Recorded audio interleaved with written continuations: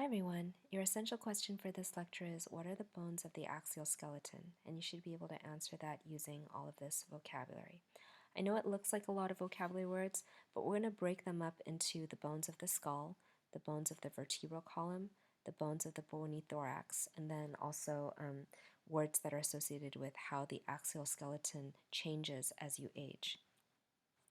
So here are all of the bones of your skeleton, and you'll notice that we categorize them into two ways, or two categories. So the first is the bones that make up the longitudinal or the central axis of your body are what we call the axial skeleton. And then all of the bones that are attached to them or appended to them, these are called the appendicular skeleton. So this lecture is, of course, on the axial skeleton, which once again are the bones that form the longitudinal axis of the body. And they're divided into the skull, the vertebral column, and the bony thorax. So let's begin with the skull. You have two sets of bones in the skull, the ones that make up your cranium, which are the bones that basically cover and protect your brain, and then the bones of your face. And these bones are joined together by sutures, which is basically fibrous connective tissue that holds the bones in place and doesn't allow movement between the bones. So your skull, your face, the bones cannot move against each other except at the mandible, which is the lower jaw. So the mandible is attached to the rest of the skull by a freely movable joint, what we call a diarthrotic joint, but that's the only one. All right, so let's begin with the cranial bones, which are the bones that cover and protect the brain. You have the frontal bone here, which covers the forehead. The parietal bone is the one that covers the top and most of the back of your brain. And then you have the occipital bone, which is in the very, very back of your head. You have the temporal bone in orange right here, which cover the temples on either side of your head, and the sphenoid bone, which is just anterior to the temporal bone on each side. And last of all is the ethmoid bone, which is shown in brown deeper inside here. So those are the cranial bones. They encase and protect the brain. Next, we have the facial bones. So right here is the nasal bone, nasal meaning nose, forms the bridge of your nose. Next is the lacrimal bone on each side in green here and here. And lacrima means tears in Spanish. So when you have tears that come out from your tear ducts, they run down the lacrimal bone. And next is the zygomatic bone, which is your cheekbone. Next is the maxilla or the maxillary bone, which is the upper jaw. And last of all for this class is the mandible or the mandibular bone, which is your lower jaw. And once again, this one is freely movable at this joint here. You'll notice that there are all of these other bones, some of which, of course, are the cranial bones that we've already discussed. But the other ones, these are facial bones that are deeper on the interior of your skull that I'm not going to ask you about. So you are not responsible for these other things like the vomer. You're not responsible for those for my class. If you just opened up the top of the skull and looked at it from the inside up, this is what it would look like. And then if you layered all of the facial bones on top of those and looked at it from the bottom up, this is what it would look like. And I want you to notice there are these holes or these cavities here. We call them sinuses. And these make up what we call the paranasal sinuses, which are hollow portions of the bones that are surround the nasal cavity. So here and here and here are the paranasal sinuses. They are susceptible to infection because since they're connected to the nasal passage, when you have airborne viruses and bacteria, like for example the novel coronavirus, they can get in. Now, most of them would get trapped by mucus that's secreted by the mucous membranes that line the paranasal sinuses, but not all of them get trapped by the mucus, and the ones that get past them could potentially cause respiratory infections like COVID-19 or pneumonia or things like that. Why do we have paranasal sinuses then? Because they seem like a liability. But the reason why is because they lighten the skull, and that's really important since so much of the weight of your body is made of your skull and your brain. If you didn't lighten the skull, it would make it very difficult for you to be bipedal. So it would make it difficult for you to stand up on 2 feet and maintain your balance. On top of that, the paranasal sinuses also give resonance and amplification to your voice. And so because the sound from your vocal cords can echo through the paranasal sinuses, that increases the range of sounds that can be made, which then increases the types of meaning that you can make when you produce speech.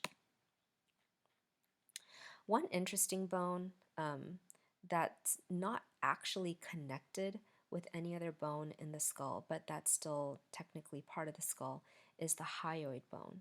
And the reason why it's not connected is because it has to move around. It actually serves as a movable base for the tongue.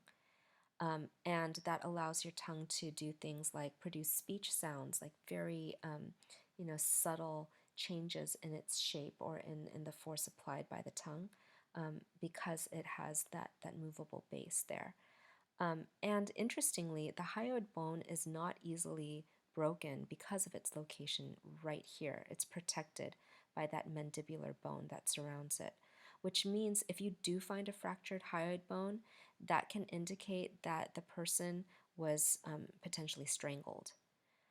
One other interesting factoid, the hyoid bone in adolescence is primarily cartilage, which makes it more flexible.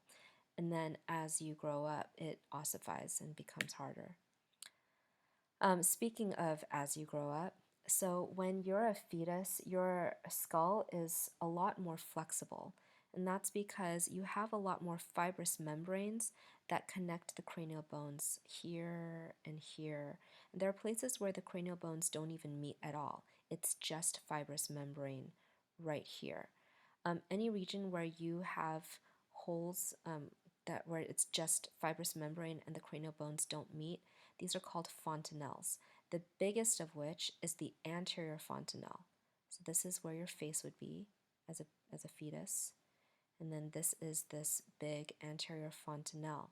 And that allows the skull to be more flexible so that as the fetus passes through the birth canal, the skull becomes deformed to allow that passage to happen more smoothly. And then once the baby is born, the skull gradually begins to regain its shape and then gradually ossifies into a harder skull, and those fontanelles close up.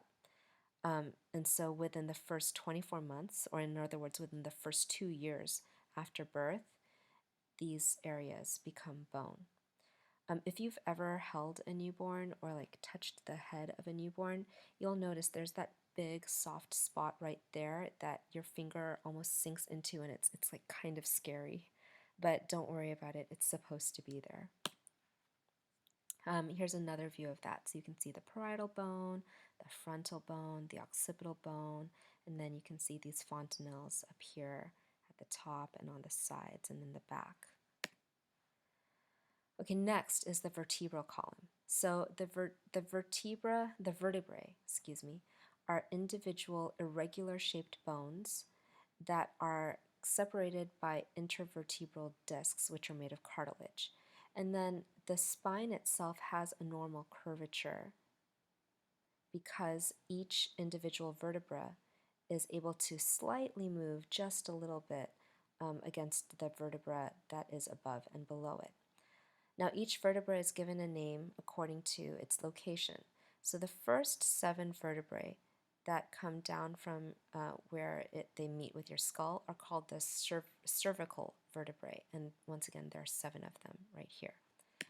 The next 12 are called the thoracic vertebrae. So they make up your thorax.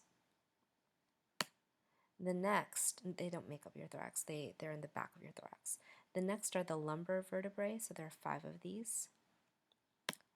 And then next are your sacral vertebrae, which are fused. So even though they start out as separate bones, they fuse together.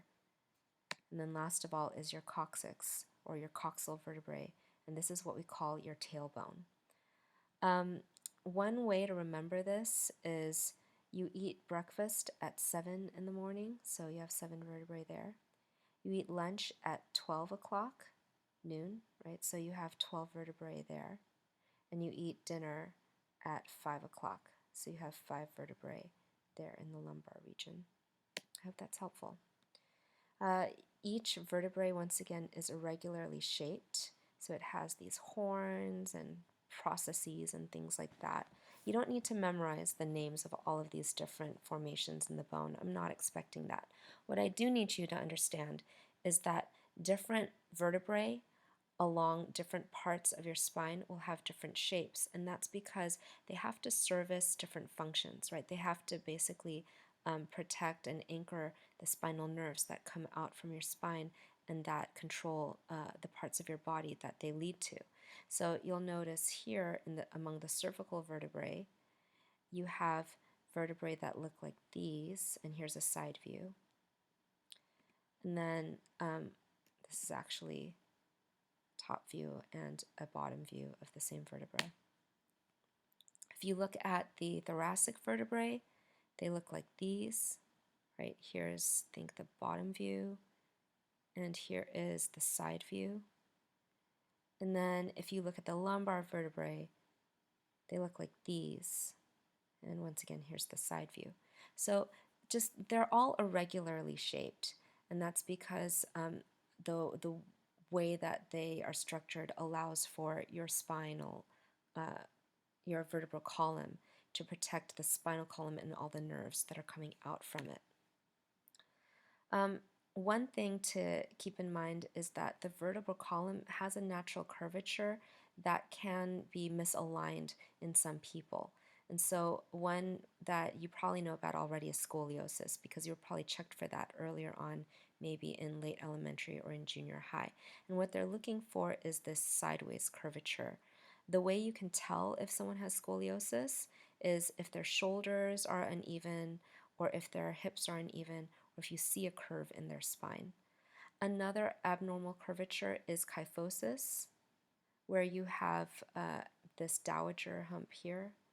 And then another one is lordosis, where you have hypercurvature down here in the lower back. Oh, there you go. I forgot I had the text. Okay, last of all, we're going to talk about the bony thorax, and this is basically all of the ribs that form a cage to protect the major organs that are inside of them. So the lungs and the heart are protected by the bony thorax. And then down here, you would find the intestines and stuff like that. Okay, so here are the parts of your bony thorax. The first is the sternum, which is made of the manubrium, which is the top part, the body, which is this middle part, and then last of all is the xiphoid process, this bottom part. One thing that I remember learning when I was being taught the Heimlich maneuver is you want to be careful to place the heel of your palms right here on the body of the sternum. And you don't want to have it too low, because if you put it too low, you can end up potentially breaking off the xiphoid process, which could then end up puncturing one of your lungs. And now you're putting the person whose life you're trying to save, you're now putting them at risk. Next are the ribs. So the first 7 ribs are what we call true ribs, and that's because they directly connect to the sternum. You'll notice, by the way, that the place where they connect to the sternum is made of cartilage. Okay, next are the false ribs, which is the next 5 ribs here. And they're called false ribs because they do not directly connect to the sternum. Instead, what they do is they have these cartilaginous processes that come up from the ribs and that fuse together. So that right here, you have this one cartilage thingy that actually is a combination of all of the processes that came out from the false ribs. And then last of all, you have 2 floating ribs. So starting back here, just follow this rib. You can see that it ends right there. So it is not connected to the sternum at all. Then once again over here, follow this rib, and you can see that it's floating. It's not connected. So those are the last 2. Okay, and last of all, just keep in mind that the thoracic vertebrae and the lumbar vertebrae, so here are the thoracic vertebrae back here, and the lumbar vertebrae down here, so they form the back side of the bony thorax. Okay, so one thing that we've already discussed is at at birth, the skull bones are incomplete and they have to fuse together. So initially they're joined by fibrous membranes called fontanelles, and then eventually those fontanelles are completely replaced with bone within the first 2 years after birth. As you age, and particularly for women from menopause on, and for men as well, but this is a more common in women. Through the aging process, the vertebral cartilage between the vertebrae of your spine, they thin down, which can lead to a decrease in your overall height. So you can actually shrink in height as you age. And one of the risk factors for that is decreased levels of estrogen, particularly during and after menopause in women. And that can lead to osteoporosis as you can see it here actually, as the discs between the vertebrae break down, that can cause the bones of the vertebrae to start to like have friction against each other, which can cause them to become deformed and pocked. And so here's more information about osteoporosis. Here's some statistics.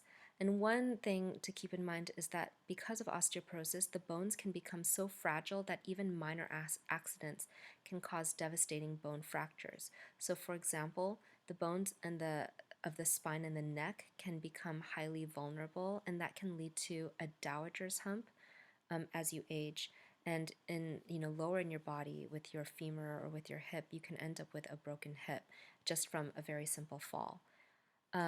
So once again, what are the causes? Estrogen deficiency after menopause, because when you have high levels of estrogen, that actually triggers your bones to absorb more calcium, which increases their density.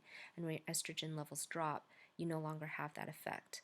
Another one would be if throughout the course of your life, if you had a poor diet that's deficient in calcium and vitamin D, because vitamin D is necessary for to trigger your bones to bring in calcium. If you do not have sufficient levels of these minerals throughout your life, then you're actually not going to have bones that are as dense. And so you'll be more at risk of osteoporosis later in life. And by the way, that begins now in puberty and in your teenage years. You need to be packing on the bone density so that you can have maximal density by the time you slowly start to lose the integrity of your bones. A couple other risk factors are smoking, and then another risk factor is if you are not doing weight-bearing exercises, particularly from your 30s and up. You need to be doing weight-bearing exercises, so get like those small weights or get resistance bands, things like that, to build up bone density and strength and muscle strength. Here's some pictures of that. So this would be the head of your femur, the top of your femur. This would be the density of normal bone. This would be the density of osteoporotic bone. Once again, you can see that again here and here in your spongy bone matrix. Once again, deterioration of the bone in the spine can lead to loss of vertebral support, and so you end up with a hump. And that can lead to fractures both in your spine and in places like your hip, which can lead to loss of mobility. All right, you guys, here are your key takeaways. The axial skeleton is composed of the skull, the vertebral column, and the bony thorax, where remember the skull is made of cranial bones and facial bones. The vertebral column is made of the cervical, thoracic, lumbar, sacral, and coxal vertebrae. And remember that the vertebral column can be affected by disorders like scoliosis and osteoporosis. Last of all, the bony thorax is composed of the sternum and the ribs. And remember that as you age, your axial skeleton changes. So your skull changes from your fetal time, the time your fetus through your childhood, and then your vertebral column can change as you age as well. I'd like you to take a few seconds, or a couple of minutes, and look through the title slide. So see if you can answer, this is a lot of slides, see if you can answer the essential question using all of the vocabulary that I gave you here.